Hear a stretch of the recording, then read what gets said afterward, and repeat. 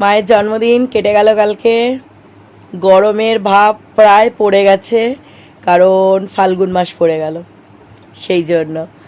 আর হচ্ছে মায়ের জন্মদিন সাধারণত গরম পড়েই যায় প্রতিবার, আমি দেখেছি একটা গরমের হাওয়া পড়ে গেছে, মানে ফ্যানটা চলছে, ভালো লাগছে আর কি। তো আজকে ফাইনালি চলে যাচ্ছি, আর আসবো হয়তো 4-5 দিন পর। এই যেমন আসি ওই দুপুরবেলা 12টা-1টার সময় ভিডিও করতে, এই দুপুরে আমার তো ভাবছি কি হবে জানি না। আসবো, বাবার বাইকে করে আসতাম, কত শান্তিতে, শীত ছিল।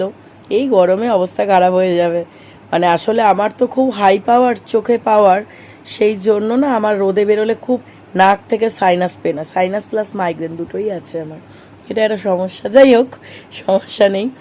তো ওরকম আসবো, বিকাল বিকাল আবার চলে যাবো শ্যুট করে, মার ভিডিও শ্যুট করে দিয়ে।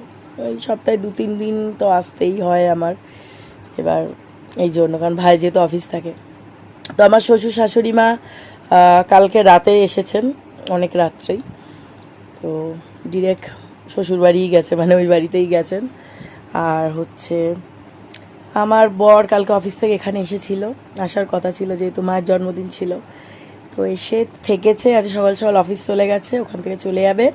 আর আমি মার আজকে একটা ভিডিও করে দিচ্ছি শ্যুট, তাই জন্য, নাহলে আমিও কালকে চলে যেতাম। তো আজকে রাতে একদম, মানে আজকে বিকালবেলা চলে যাব ফাইনালি। তো এটাই এসেছিল, ভালো লেগেছে, আমরা গল্প গল্প করলাম, তারপর চলে গেল। মোটামুটি মায়ের বার্থডে ভালোই কেটেছে। কেক বানায়নি মা, টাইম পায়নি, আর মা বললো কেক আনতে হবে না, কেক কাটবে না, কারণ মানুষজন নেই, কি কেক কাটবে কি করে, তাই জন্য আর কেক কাটা হয়নি। ভাই, আমার বর, পিসির মেয়ে কেউই আসেনি, সেই জন্য।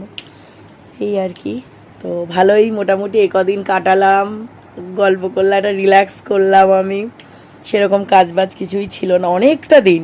আজকে প্রায় ওখানে তো একদিন থাকলাম, আর আগে 3 দিন মতো ছিলাম, মানে প্রথম 3 দিন যাওয়ার, মোটামুটি সেসব ছাড়া এখানে প্রায় 16-17 দিন থাকলাম। মানে বলছে আমার শ্বশুর লং ট্যুর করে আসলাম, ভালো। তো ওনারাও ঘুরলো, মাইন্ড ফ্রেশ হয়ে গেছে, আমারও বেশ ভালো লাগলো।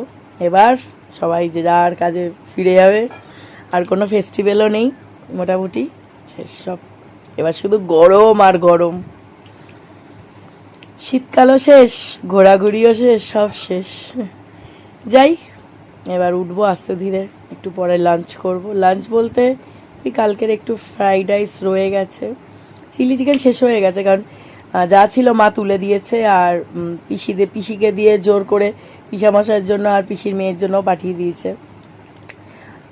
আমরা আজকে ওই আর মা ডিমের কারি করেছে, ওই খেয়ে নেবো। আমি তো বলেছিলাম 1 সিদ্ধ ভাত খাবো, শরীর একদম ভালো লাগছে না ওসব কালকে খেয়ে অত রাত্রে, এই আর কি।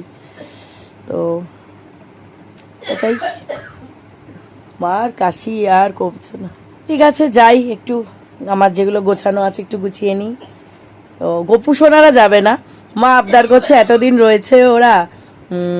গপু সোনারা দেখতে দেখতে প্রায় 2 মাস, মানে আমার বর বলে ওরা তো লং ট্যুরে গেছে। যে হ্যাঁ, তা বলছে একেবারে হোলি তো কদিন পর হোলিটা কাটিয়ে যায়, মানে কাটিয়ে নিয়ে যা। বললাম ঠিক আছে, কারণ ওর খাট সব কেনা হয়ে গেছে, তো একবার নিয়ে গেলে আর হুটহাট এবার থেকে গপু সোনাকে আনা যাবে না, আমিও থাকতে পারবো না, সব অনেক কিছু লাগবে, সেই জন্য। আর এখানে এখানে আবার গপু এসে গেছে, তো তার জন্য একটা আসন সব ব্যবস্থা করা হয়েছে, সব মিলিয়ে মিশিয়ে আর কি। তো সেই জন্য আমি চলে যাই আজকে, আর কদিন পর, আর বেশি দিন নেই হোলির, আর হাতে গুনে 10-12 দিন আছে। ঠিক আছে, চলো উঠি, সব গোছগাছ করি, অনেক গল্প করলাম।